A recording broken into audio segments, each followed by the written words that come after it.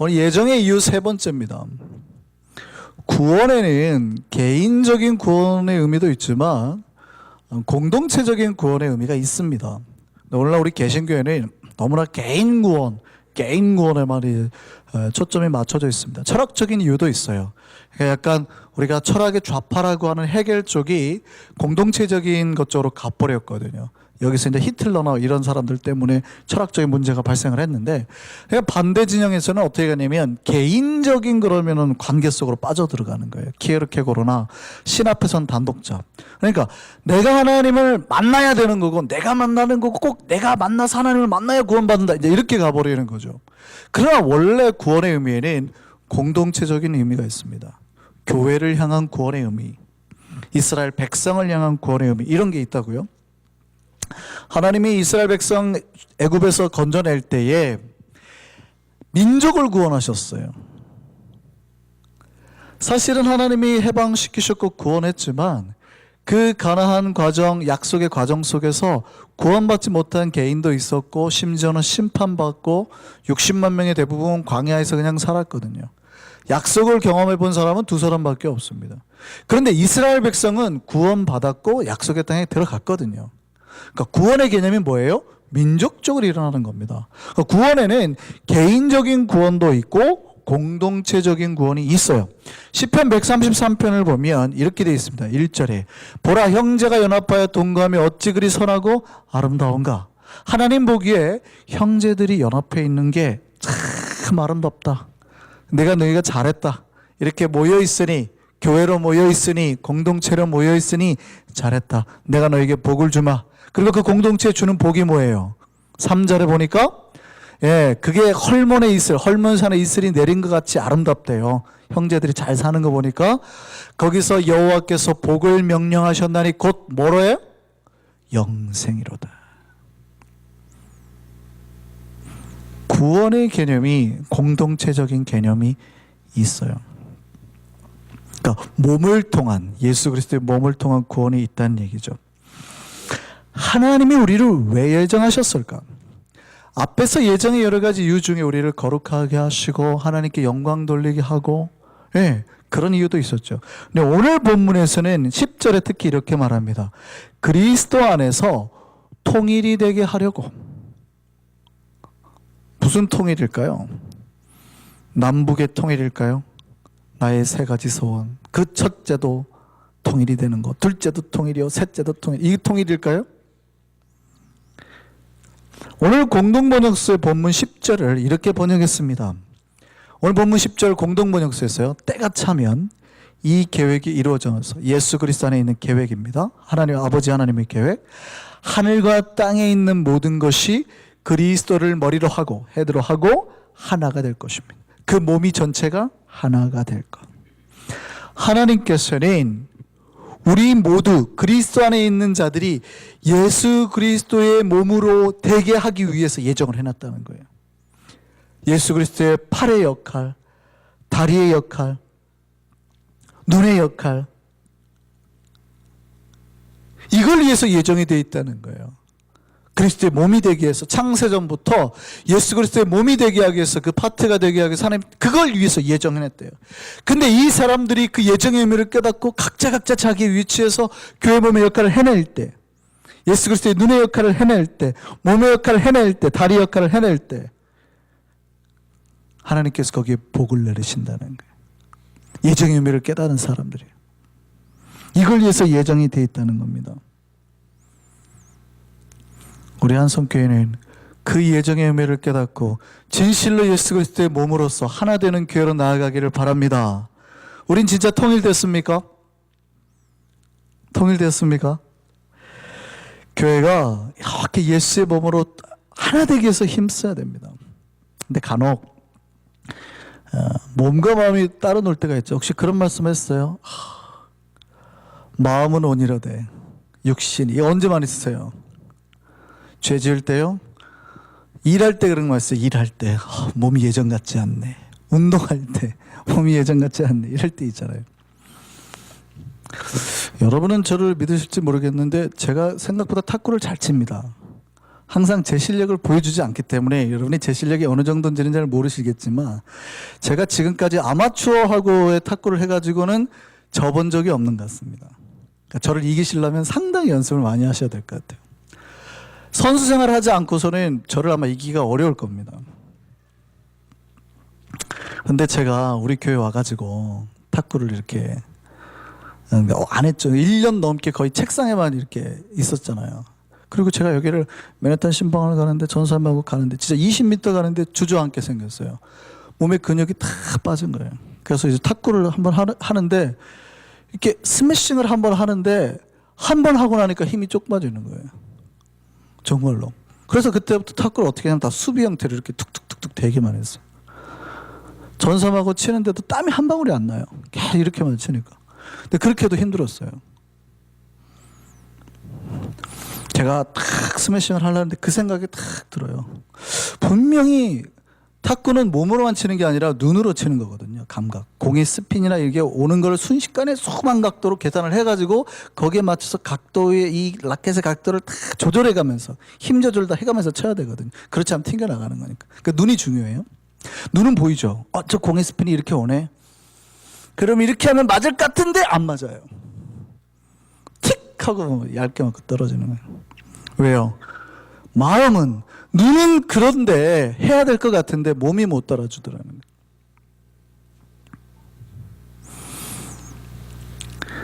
마음은 할 것 같은데 몸이 움직여지지 않은 거 교회도 그래요.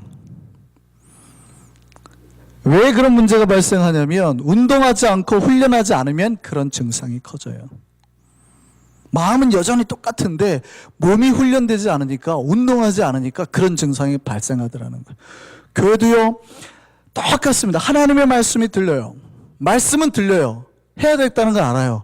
근데 교회가 훈련하지 않으니까, 교회가 그렇게 하나님 앞에서 열심히 기도하러 모이지 않으니까, 찬송하러 모이지 않으니까, 예배하러 모이지 않으니까, 내 시간 하나님 앞에 바치지 않으니까 말씀은 들려요. 아 그래야지.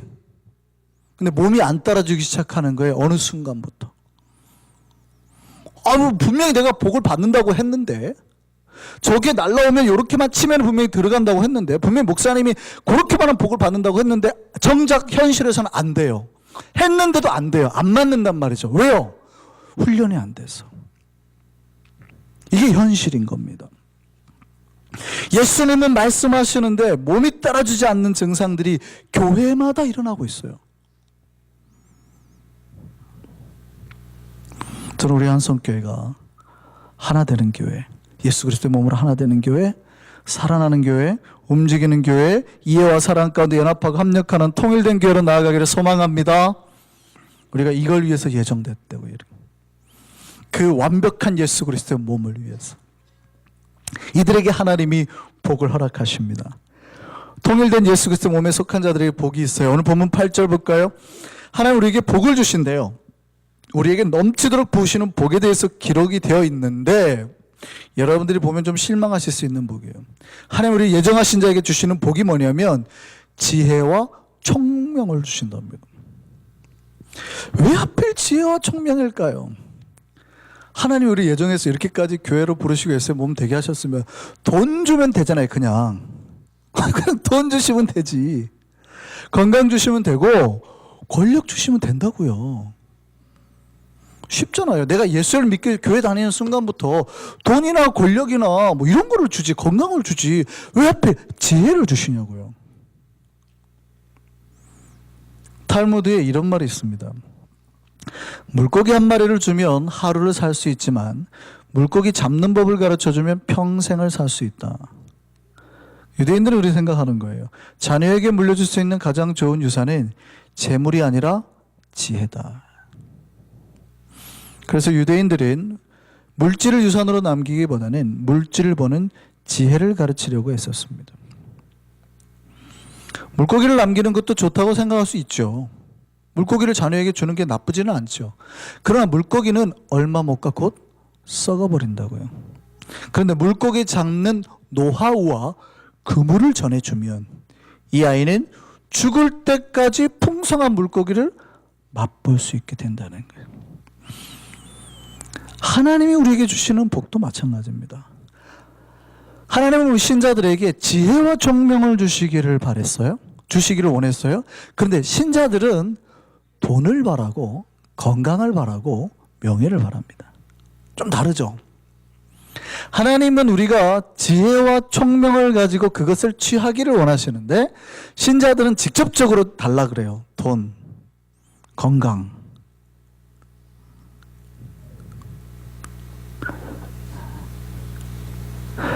하나님을 믿어서 그 지혜가 넘쳐나기를 소망합니다.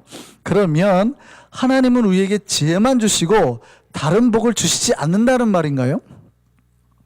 그 말이 아닙니다. 하나님은 사실 신자들의 삶에 모든 복을 부어주시거든요. 근데 지혜가 뭔지를 알아야 돼요. 성경이 말하는 지혜는 보통 우리가 세상적으로 말하는 똑똑한 머리를 말하는 게 아니에요. 하나님은 우리에게 돈을 주시고 건강을 주시는 게 아니라 똑똑한 머리를 주셔서 돈을 벌게 한다가 아니라고요. 하나님은 똑똑하게 해가지고 우리 아들 대학 가게 하시려고 하나 보다가 아니에요. 왜냐하면 성경이 말하는 지혜와 총명은 세상이 말하는 지혜와 총명이 아니기 때문에. 성경이 말하는 지혜는 뭡니까? 세상에서 똑똑하다고 하는 사람들의 지혜가 아니라 어리석어 보이는데 하나님의 말씀대로 살아가는 것, 이게 지혜예요. 잠언 1장 7절 볼까요? 여호와를 경외하는 게 지식의 근본이다, 이렇게 말합니다. 그러니까 진짜 지식이 뭐라는 거예요? 여호와를 경외하는 것, 하나님을 경외하는 것. 그런데 미련한 자는 그 지혜와 훈계를 멸시하느니라. 하나님을 경외하는 게 지혜요 지식인데 미련한 자는 세상 지혜, 똑똑한 것, 이렇게 하면 돈 벌 수 있는 것, 그런 잔머리들을 지혜로 생각하는 거예요.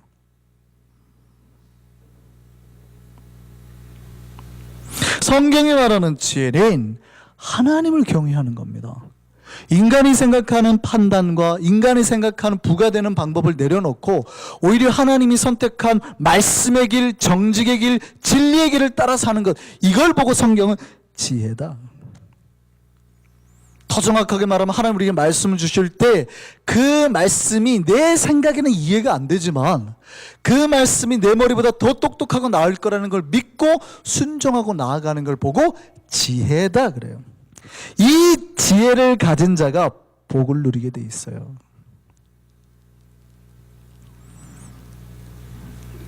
어떤 복을 누리는지 잠언 3장 15절 볼까요? 지혜는 진주보다 귀하니 내가 사모하는 모든 것으로도 이에 비교할 수 없도다. 지혜의 오른쪽에는 뭐가 있고? 장수가 있고 오래 사는 게 있고 그의 왼손에는 뭐가 있어요? 복이, 부자가 되고 존귀하게 되는 게 하나님을 섬기는 것에 있다는 거예요. 하나님의 말씀에 순종하는 거에 있다는 거예요. 우리는 뭘 달라고 그럽니까? 오래 살게 해주세요. 건강하게 해주세요. 돈도 주세요. 명예도 주세요. 근데 사실은 그거는 다 어디에 하나님이 담아놓으셨대요? 하나님을 경외하는 거예요. 그 좌우편에 이미 다 배치를 해놨다는 거예요. 그러면 하나님을 경외한 것만 쭉 가면 이게 마치 무슨 줄기 감자 캐듯이 툭툭툭툭툭 올라온다는 거예요.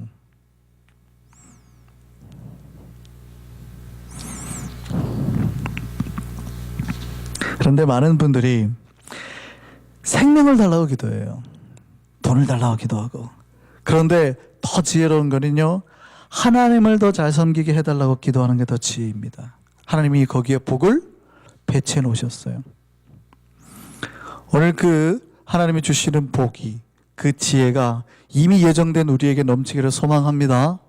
예, 그럼 도대체 하나님의 말씀을 순종하는 자, 그 지혜가 있는 자는 얼마나 복을 받을까요?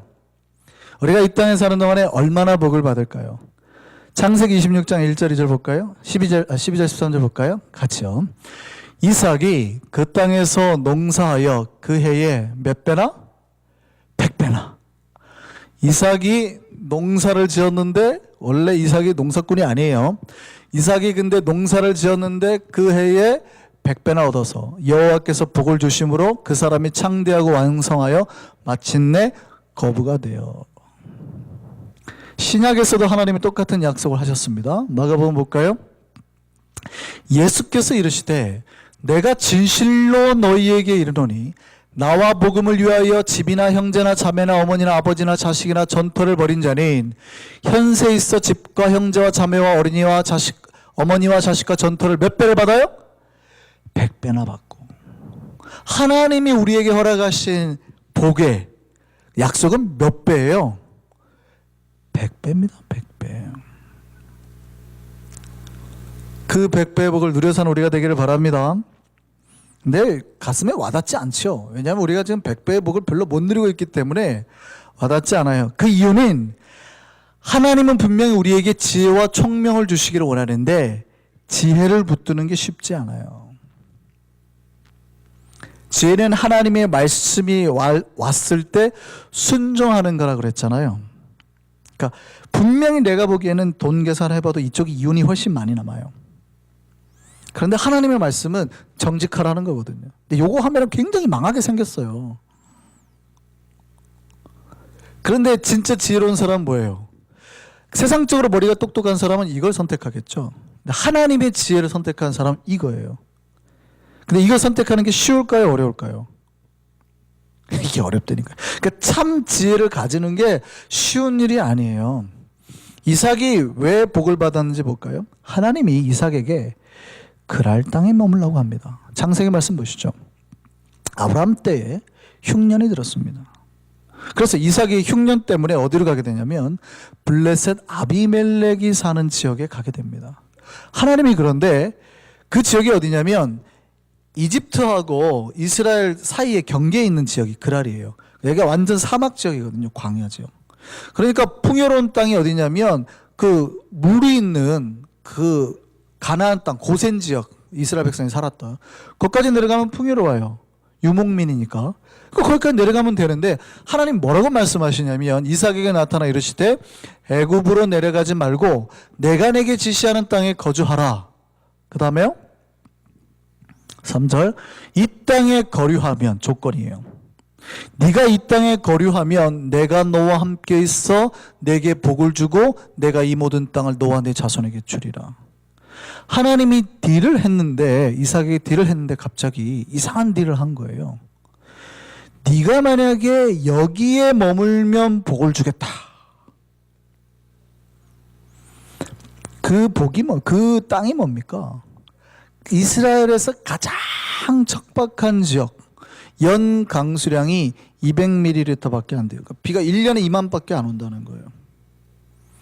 목축하는 유목민이니까 풀을 따라다녀야 되는 거거든요. 그 물이 많은 지역을 가야 되는 거예요. 그 풀이 없으니 우선 가축, 내가 현재 하고 있는 사업 포기해야 된다는 거예요. 지금 내가 풍성하게 잘하는 사업 포기하는 거예요. 그 풀이 없으니 우선 풀을 키워야 될 거 아니에요? 그리고 그 척박한 땅에서 농사를 시작한 거예요. 한 번도 해본 적이 없는 농사를 한 거예요. 유목민이 내가 지금까지 한 번도 해본 적이 없는 농사를 시작한 거예요. 비도 안 오는 지역에서, 사막에서. 잘 될까요? 안 될까요? 그런데 아까 그 얘기예요. 아까 그 얘기예요. 이삭이 그 땅에서 농사하여 그 해에 몇 배를 얻었대요? 100배를 얻었대요. 이삭이 그 땅에서 농사를 한 번도 해본 적이 없는 사람인데, 여러분 100배라고 하니까 놀라지도 않는 거예요. 농사들을 안 지어보셨죠? 저는 이제 시골에 저희 외가가 농사를 좀 크게 지어가지고 어렸을 때 시골에서 많이 일을 해봤는데 1년에 가장 잘 되면 그 해 소출의 20%가 보통 더 늘어요. 아주 잘하면 퇴비 주고 막 피 다 뽑고 열심히 하면 겨우 몇 가마 더 얻어요. 20%라고요. 근데 여러분 2배가 되려면 몇 퍼센트인 줄 알아요? 100%잖아요. 그러니까 그 해에 100% 소출을 해야 겨우 2배예요. 2배. 근데 100배가 됐다니까요. 100배? 1년에 겨우 해야 100가마 나오던 땅에서 농사도 한 번도 안 지어본 사람이 갑자기 지었는데 얼마가 나온 거예요? 10,000가마가 나온 거죠.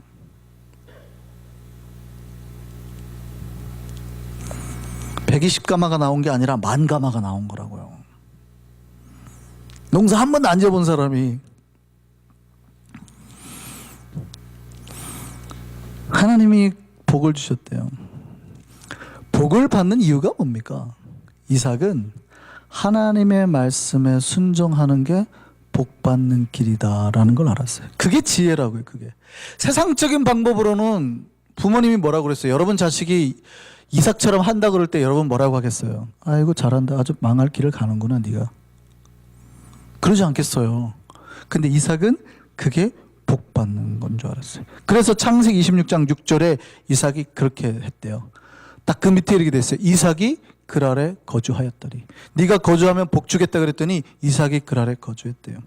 참 단순한 표현이지만 정말 어처구니 없고 무식한 순종의 표현입니다.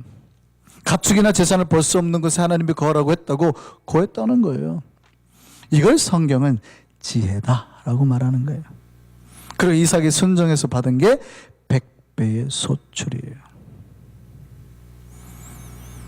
저는 여러분이 이 100배의 소출을 다 누리고 경험하고 살아가는 여러분 되기를 소망합니다.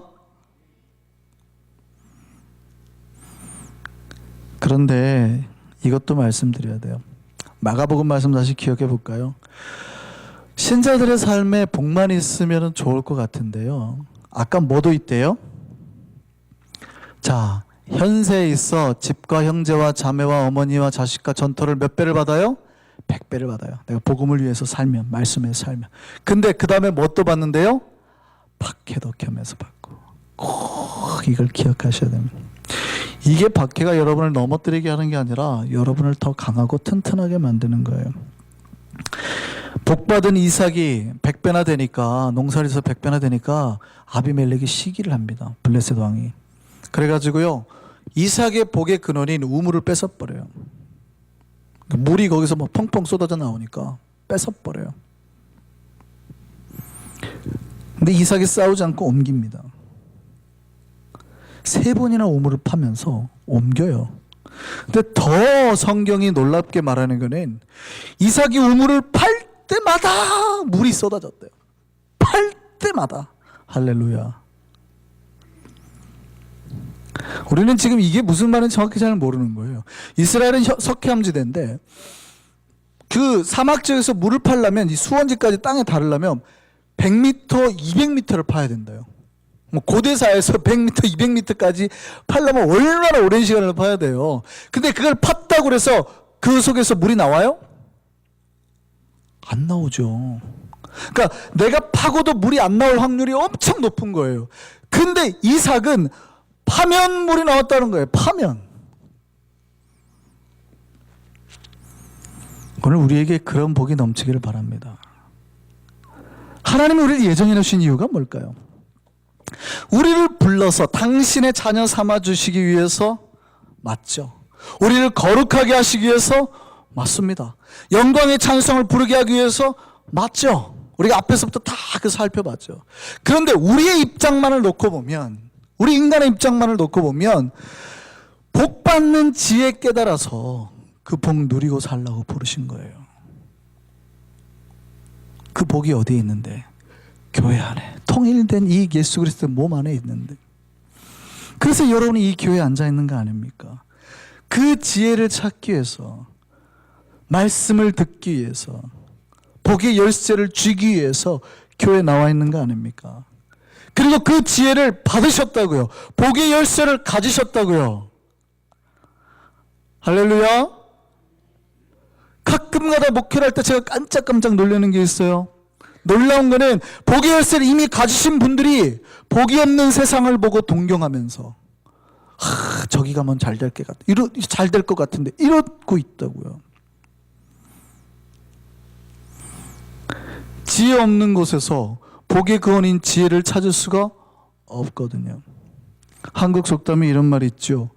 우물에서 숭늉 찾는다. 물론 우물물을 떠와서 숭늉을 만들어야 되니까 너무 급하게 찾는다는 표현도 되지만 없는 곳에서 찾는 거예요.